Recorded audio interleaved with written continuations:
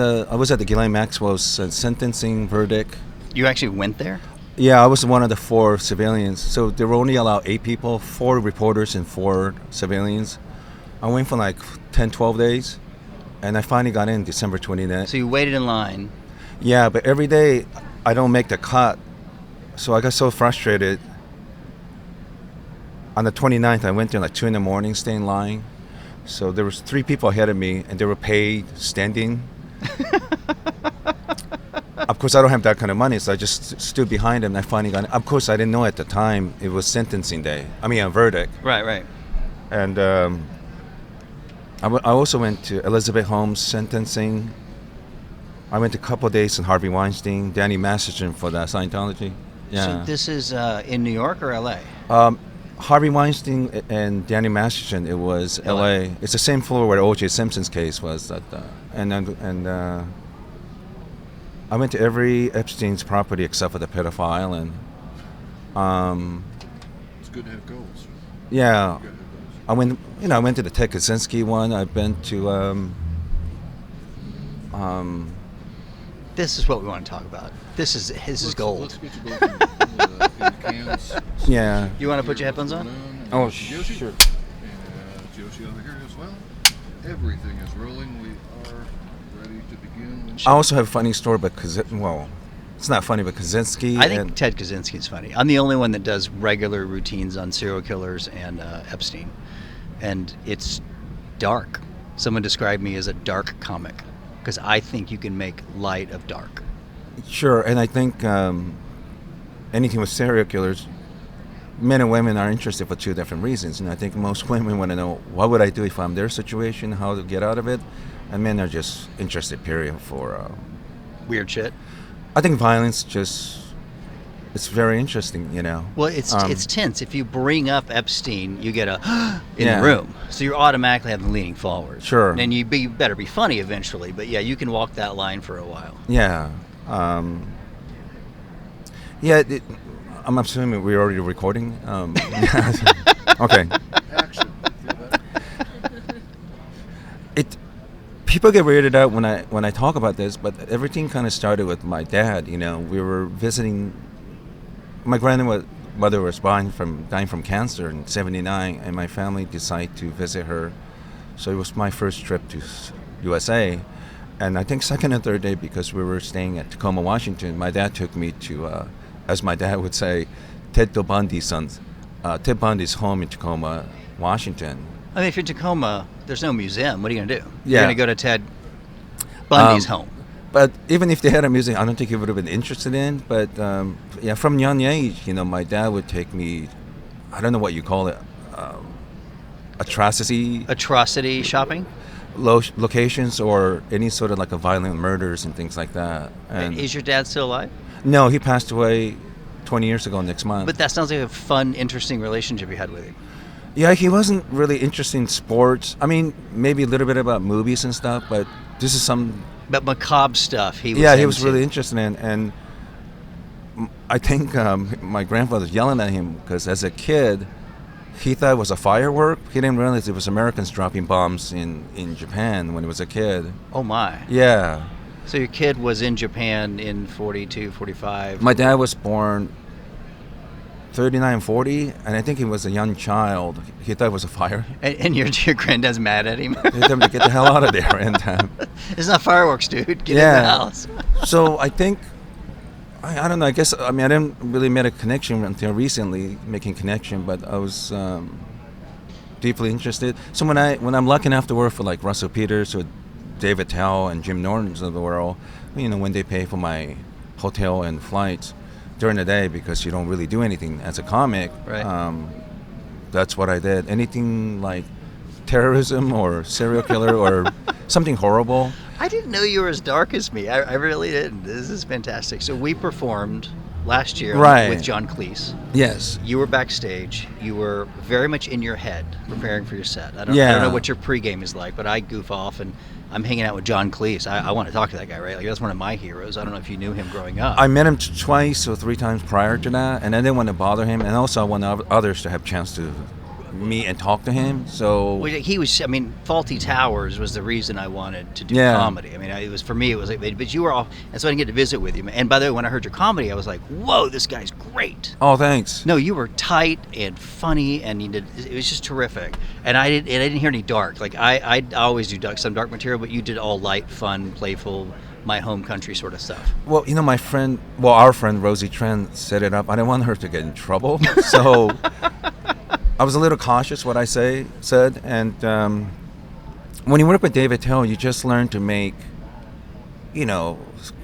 clear setup and punchline, and you make it dark. But I think you could almost talk about anything if people know your intention. Correct. If you're being malicious, it's one thing, but audience don't take responsibility. Like most people don't say, "Let's go listen to music tonight." Let's scoot up to the mic since we have some. You know, background music. They don't say, "Let's go listen to music." They say, "Let's go listen to specific artists," so they Right. know what they're getting to. Whether So they it's know it's a hip-hop, dark comic, they country, know. yeah. If you're going to see comedy, you shouldn't get mad at dark comedians. You didn't do your homework by calling and say, "What kind of comedians do you have tonight?"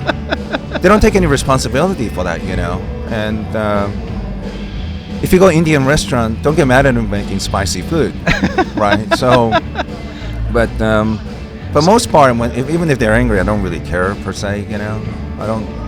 You can't be worrying too much about that. I don't So think. how long you been doing this? 20 years? Yeah, that's about right. So you're used to sometimes the audience adores you and sometimes they're a little indifferent. Is that something you kind of get used to, that maybe it's not going to hit every night? Yeah, I'm sure this is not a problem for you, but I bomb so many times and all the time. You're too kind to me. No. I get- I still bomb and I try new material because I'm brave. Yeah. I'll write stuff and then I'll work an open mic and then I think it's perfect and I'm like, wow, half the audience is literally looking at me like I'm a rapist because I'm talking about Ted Bundy. Right. And I still think it's funny. I still Sure. go through and do it. But she hates me.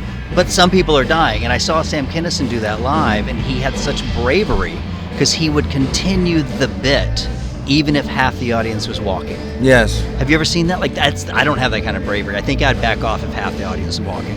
I think first time I saw Doug Stanhope years ago in Seattle, Washington, he walked like maybe half the audience. Wow. And he loved it, so he's not worried at all. But I think last time I worked with David Tell in Seattle, 2017, I was really, really surprised how much the way they react to him.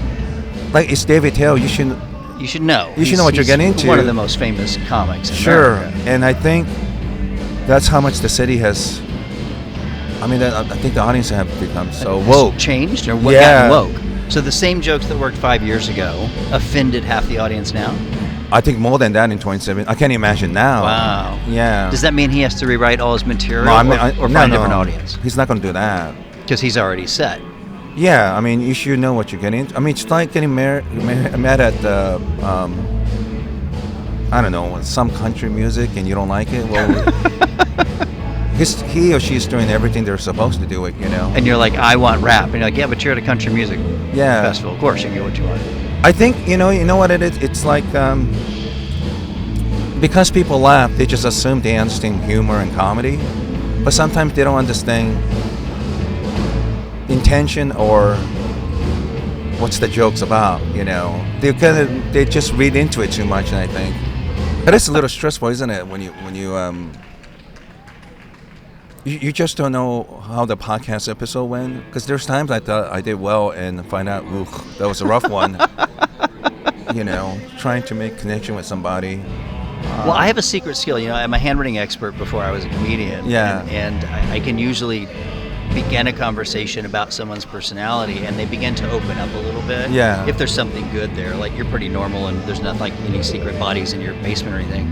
But when you opened up the conversation about visiting all the mass murderers and killers, Yeah. to me, I could stay there for an hour. Yeah. Like, that's so fascinating. Like what made you do that and why is the macabre so interesting? Because I'm also equally interested in the Epsteins and documentaries and the Ted Bundys. I've analyzed their handwriting. I understand Sure. their brain and they're not normal. Like, they're not normal. Like, there's people like Ted Bundy that have all of the traits of anger and unconscious and hatred toward women and surprisingly decent self-esteem. Yes. Which is a joke in itself.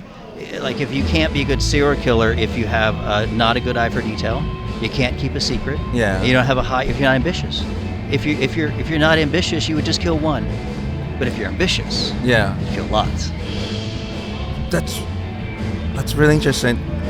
I think I saw one time handprints of Adolf Hitler, and this person was saying his handwritings are very aggressive. Oh, he is, yeah. I mean, of course, it seemed obvious after the person explaining it. Well, you know? actually, most Germans at that time wrote with sharp angles. Oh, why is that? Well, because that's the way they were taught in that culture, compared to like Hungarians and compared to French. But invariably, that culture runs on time. They're super analytical. If you look at the porn industry, Germans are very like anger and S&M. There's a whole subculture of sort of very harsh. And this is talking about 50 to 60 years. So you're more like a cultural phenomenon more than an individual. But yes, him specifically, he had some issues. But I don't know that he was any worse than Gerbler, or is that his name, Gerbler? That's that baby. Goebel, right? yeah, Joseph Goebel. Yeah, there's this artist, David Cho, was talking about how he actually thought Hitler actually had a very good painting skills, you know, and that's I think is really interesting. Well, too. most people would disagree that Hitler was a good painter. Yeah. But you wouldn't think he'd go from that painting plazas of Austria to mass murder. Like, I don't think anyone could have lodged him. The challenge with this particular skill set is if you're asking someone to analyze Hitler's handwriting and you tell them that's Hitler's writing, their biased is going to look for the bad things. Ah, I see. So what I normally do, even I did this on Howard Stern show, is I don't know who's who. Yeah. So I get a blind sample. I'm like, hey, this person has a lot of good qualities, a lot of bad qualities. Right. And of course, it's impossible to do that when you ask me to analyze Ted Bundy's handwriting or a serial killer. But I do my best to be as objective as possible, which is why I think I have a big following, and I've been on the Howard Stern twice because I am as objective, and I'm not trying to make the joke. I'm just trying to see what I see. I see. So hopefully people listening, like, I'm doing the best. I mean, there is limits. There's only 90 personality traits. I mean, it's 90, and usually some of them come up more than others. Like, for example, you have an independent Y, which means you can be by yourself. You have a go to hell K, which means you don't like authority. You have a defiance. You're emotional. You're expressive. You're only slightly sensitive to criticism, and you're not an egomaniac. Although this trait Ted Bundy has, this is interesting. You have one trait in common with Ted Bundy. Okay. You don't want to know it, do you? Oh no, I want to know. What is that? So this trait here. By the way, the two things that you said about those two letters, you're completely 100% right. Yeah. So the downward. So relationship-wise, you may like people, but you want to have your alone time. So comedy's good. You can go stand alone. But this is interesting. This stroke here. Yes. Which shows here, here, and here. This is basically an unresolved resentment from childhood. Is that right? Yeah, it's basically an anger. So you're like, hey, I'm seeing the world through like an angry lens, which is great for comedy. It's so good because you're seeing. Once again, you're 100% right. What happened? Do you want to talk about it? I don't mind, but I'm just kind of stunned. Wait, is this astrology for men? It's not astrology at all. This is absolutely handwriting analysis. Yeah. It's for men and women. Yeah. And again, you don't have any other traits, and I'm teasing about it. But what it is, I don't mind. Unresolved resentment, which generally means, like, I had it for religion. Yeah. Like, I had a resentment in my age, the same stroke at philosophy, Yeah. which generally means God. Yeah. I grew up Church of Christ, Yeah. and I was like, I don't see why God wants me to wear long pants at a 110-degree summer camp in Texas. To me, that made no sense. And I'm like, I don't like these rules. Yeah. So I actually had it in my handwriting. I said, you know what? I don't have to live with that. I don't have to be mad at what they told me. So now, as much as I am not a religious person and I like to make fun of things, I don't actually resent it. I don't resent some of these sweet people that actually live. So I've learned to overcome. So what happened when you were a kid that you're so mad at? Like, that's odd. Well, I think everything started like a classic situation. My parents getting divorced, you know, and when 1980, my mother kidnapped myself and my younger brother in 1980. You're 6, 7? No, we're 1980. We were 10 years old, and we were supposed to fly from Osaka, Japan to Tokyo. When we woke up the next day, we were in Hawaii. That's when my mother said, your dad and I are divorced, you know. And next 5 years, I lived with her sisters. I didn't even live with my mother, you know. You're not going to believe this, but this is an absolute true story. When I was 6, my mother kidnapped me and my brother from Birmingham, Alabama. Yeah. It's not called kidnapping, it's taking. Yeah. You know where she moved us? No. Memphis, Tennessee. Oh, wow. That's where we're sitting right now Right as now. we're recording this order. And I'm driving there. I'm like, I wonder if I can remember where I live, because I was Yeah. the only white kid in the black school. And Yeah. so for 6 months, my dad didn't know where we were. Yeah. Now, luckily, they reconciled. They got divorced. I've had a really good relationship with both parents. Yeah. But isn't that odd that we were both sort of taken to another place when we were young? Yeah, especially when you. So I'm what the technical term is Zainichi Koreans. So we're Koreans born in Japan. Okay, so you are Korean, but you're Japanese born. I was born in Japan, and when my parents got divorced, I was living with her sisters. They spoke English and Korean, but they didn't speak Japanese, and we only spoke Japanese. So it was already complicated as it is, living in place. Not just language, but like, the certain manners and things that you expect from you for you to behave certain ways. They're not necessarily same with your Japanese, Right, right. So They're different cultures. Right? yeah, it was difficult. And also we moved to Bremerton, Washington, which was Navy town. There was many veterans who served in Pacific during World War wow. II, and most of the other non-Japanese Asian folks resented Japanese people. So, but we were also illegal aliens. Right. So we couldn't tell them we were ethnically Korean, so we were getting all kinds of... So they thought you were Japanese. Yeah. They hated you for being Japanese, but you're technically Korean. Yeah. You couldn't tell them. Yes. And so they would say stuff like, I get punched in the face, this is my grandfather's corregidor. And, then I learned World War II literally hands-on, and so I kind of resent him for doing something like that. But, lately... You got picked on your whole life. I'd call that resentment. First, I was already getting picked on in Japan, too. Because you're Korean. No, they didn't know that. Because you're a jerk. No, in Japan, no. Well, I am a jerk, but in Japan they have this thing called ijime, which is they find somebody different. They feel like it. There's a saying: the nail that stick out must be hammered in. So somebody is different from the group. The group have a responsibility to put that person in place. Like a tall poppy syndrome. Sort Yeah, of thing. and because my mother would do something so different from typical Japanese, I stick out. And I was a little too tall. I literally stick out. So you literally were the nail above. Yeah. Because you're tall. So what they do in Japan is that they will psychologically or physically harass that kid until they become normal, and they usually beat you up after school every day. This went on for a little while until. Did you learn martial arts? Did you finally defend yourself? No, what happened was. Ijime is so terrible now because at least when I was a kid, you could stay home and avoid those kids. Because social media, these kids will go after you when even you're home. In fact, first week or second week of Japan in September is the most dangerous for those kids because quite often those kids commit suicide. Wow. The things are so bad for them, But at least I live in a bad neighborhood, and one of my neighbors was clearly a Yakuza. He got sick and tired of seeing me crying every day, so he told me, you need to beat you only have to beat one of them really bad. Right. It'll make them think twice to do anything. That's true. And he shouldn't have done it, but I think I was second and third grade. He put a bunch of metal plates in my umbrella. In your umbrella? Yeah, so when they're chasing me a couple of days later, I used it as a weapon, and he said just concentrate on one person. One person, not all of them. And it will make the rest of them think twice next time. Well, sure enough, everything stopped after that. So that was some great advice from the Yakuza. Yeah, and many of the Yakuza are also ethnic Koreans. So Do you still use the umbrella trick when you No, get picked on no, after shows? I just ignore them, But like you, I saw your set. I didn't see anything disagreeable. You seem very agreeable person on stage. That was as clean as I could be. Yeah. And even still, I remember there was one joke I said, and then I went off book, and I'm like, oh, the hookers liked that joke. Yeah. They cheered, and the Christians didn't like that joke, and they cheered, and it was interesting because the whole crowd was so diverse. Yeah. But it was not one joke that everybody laughed at. I don't know if any comedian had everybody laughing with those 600 people. Did you feel that way? It was kind of like this and flowing when we were telling your jokes? I think edgier people probably like me more than others, but I also noticed that some people enjoy the show. They don't laugh. I have girlfriends with sex like that. Well, they don't smile. They I don't didn't know you were laugh. gonna go but there. I swear they enjoy it. Yeah. I told them they did. And I just read the audience, but I don't know if you know you made the German porn reference. I worked in sex business for 25 years. So This is not on your resume.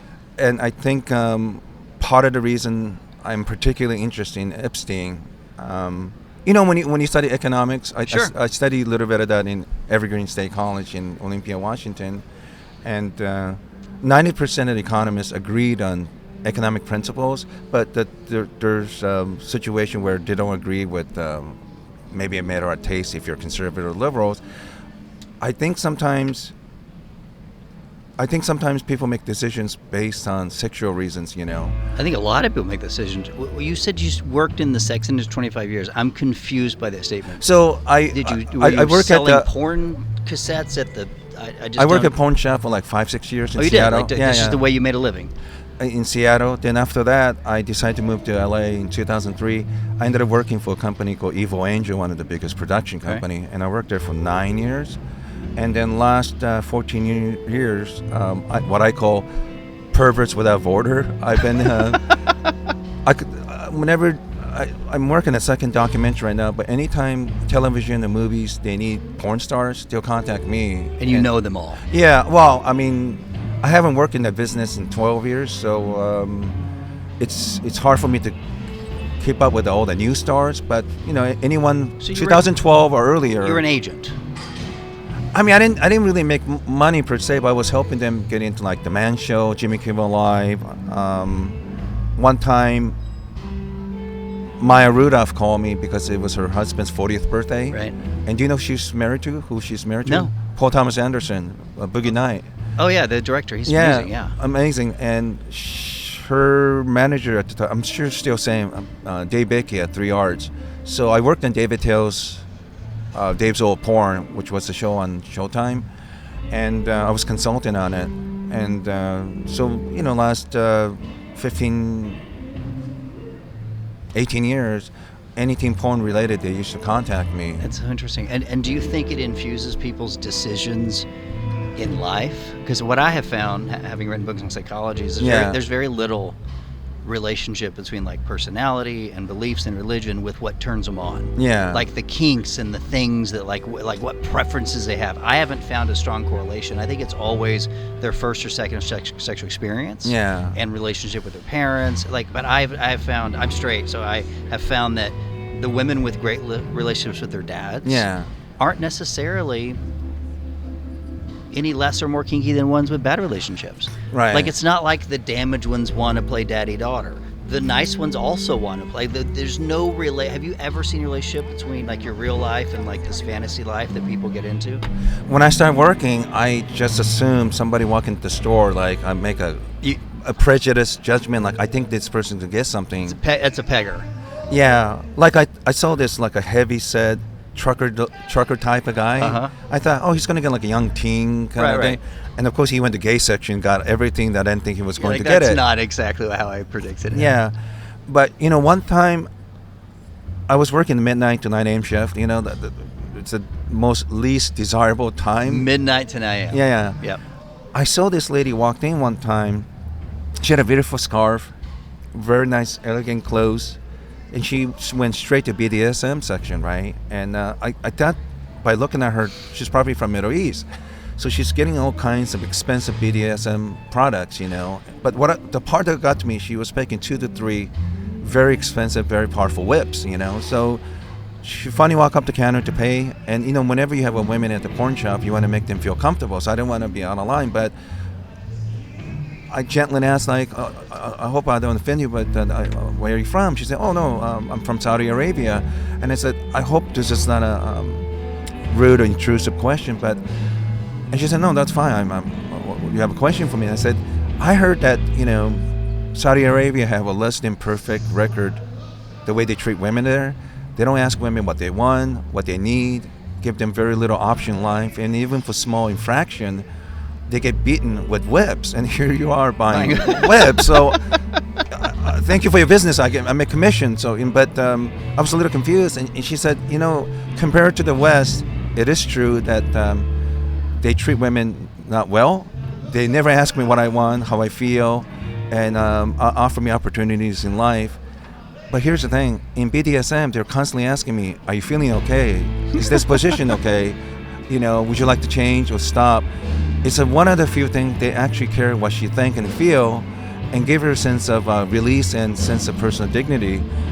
I didn't expect that kind of answer, so next 25 years, I just try not to assume anything about customers, because sometimes some kid will walk in, he's not really sure about his sexuality. Or his preferences, right? Yeah, and he might be gay. Last thing I need to do is make these people uncomfortable. So I read porn reviews for heterosexual, gay, and transgender, because I don't want them to feel bad about themselves, Because I remember one time, clearly the kid was gay, but I think he would feel conflicted about the whole thing. He got gay porn. Next day, he tried to compensate by getting full heterosexual tape because maybe he wasn't really comfortable, Sure. Because I think a lot of people don't have very good sex education or have at all. Or permission to even explore the alternative lifestyles. And Apple have Genius Bar, so when I was working in the porn shop, it's the pervert bar. My job is to make them feel.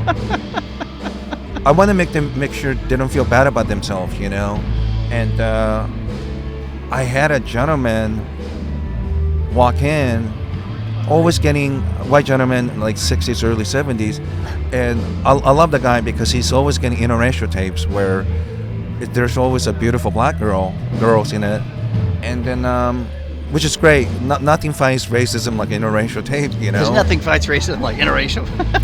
We should probably close on that. It's so good. But when I got to know him, he told me that he grew up in Mississippi in the early 1950s. He was in love with this black girl, but it was impossible back then. It was almost impossible for him to marry this girl and her marrying him. And I thought two things could be true. Yes, you're a pervert for getting these tapes, but I thought for him maybe it was a time machine. He was. It was just. It was so difficult to. It's a little lost love. Yeah. Yeah. And I think those are the stories that you never hear, and I ended up I went to adult business because my friend was working one of those shops as a general manager, and I was amazed how much money they were making those little shops. It's just amazing. In the 90s and mid 2000, it just profit was so high.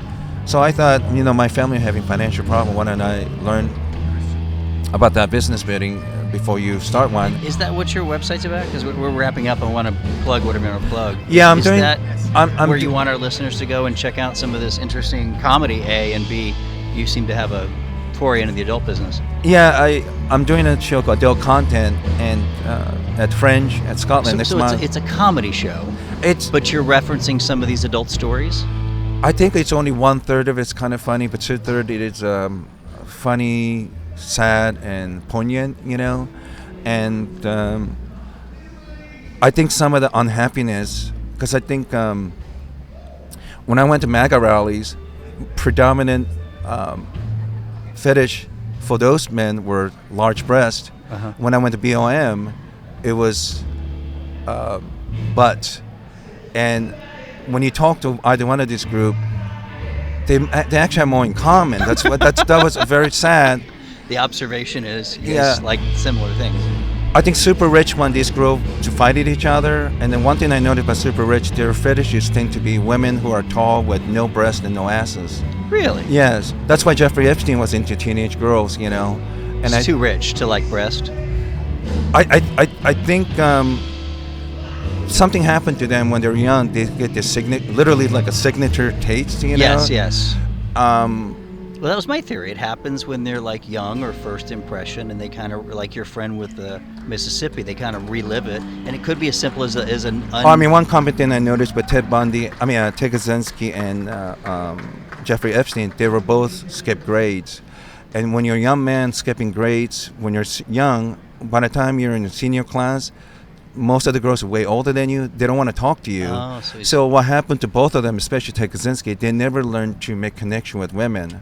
And I think because he wasn't able to do it in early childhood trauma, he never learned to have a meaningful relationship with women. At one point, he even thought about becoming a transgender person, because if you can't be with a woman, be women, And he needed so much help, but he never got them, So when he ended up terrorizing, killing people, bombing people. That was his orgasm, you know. That And is it, and I noticed a lot of with connection with Jeffrey Epstein and things like that. And last year and a half, I've been assisting my friend in Washington D.C. He's writing a book of sexual proclivities of terrorists, and I've been traveling to Middle East years. I've been to Afghanistan 3 times. Really? Vacation. Studying sexuality. Yeah, I kinda, when you work with the biggest like porn stars in the history of porn, Evil Angel is one of the biggest. There are many of them like Hall of Fame performers. When you talk to them, they really retrain my mind and eyes to look at things, With a different perspective. porn and the way people perform. And I think it's been very. So it's kind of funny. I went from working those porn shop to DC, assisting my friend Kareem Sarjapur, and this is a real book that he's publishing in 2 years. Yeah. You are fascinating. Adultcontent69.com. Yeah. Can they see some of your comedy there, or just go to your YouTube channel and your YouTube, you could find stuff, but they have a bunch of stories I wrote during COVID. But yeah, I'm also going to go attend the guy who stabbed Salman Rushdie. I went to his mother's house recently. Can you come back to our LA studio like a couple of months? You're fascinating. It's Yeah, so I'm not fun. expert at all. I just spend my money and time visiting those places and talking to people, you know. And I just want to know, because I think I met a lot of good people. Most of the men who rent and bought pornography, they're really suffering from loneliness. Right. And I think when you work at a porn shop, you meet a lot of sex workers. They told me about 20% of their clients, they're not even interested in sex They at don't all. even have to have sex. To Yeah. visit. Yoshi Obayashi. That's Yeah. it, right? Wow, most people don't even try. Thanks. Yoshi Obayashi. Yeah. You've been fun, man. Thank Let's you. do this Thanks for having again. me. Yeah. I want to talk to you more about Epstein next time. I want to send you my bit on Epstein. I haven't published it yet, so Okay. you'll get a kick out of it. Unless you were at the Comedy Chateau, you haven't heard it yet. Okay. No, I have not. Yeah, This is yeah. fun. All right, Yoshi, everybody. I have to tell you, you're in the right place. The world's most interesting people. Well, thanks. I hope I didn't bomb too much. What an amazing crew, by the way. Aren't they Seriously. great? Yeah. They're terrific, man. Well, I've thank never you. seen this professional level of professionalism. Maybe you guys are saying with Tom Segura's spot. How Well, much of I will that? take Yeah. that as a high compliment. Yeah. I don't know Tom personally, but I look forward to doing some stuff with him. Well, thanks for having me. Thanks, buddy. Bye-bye.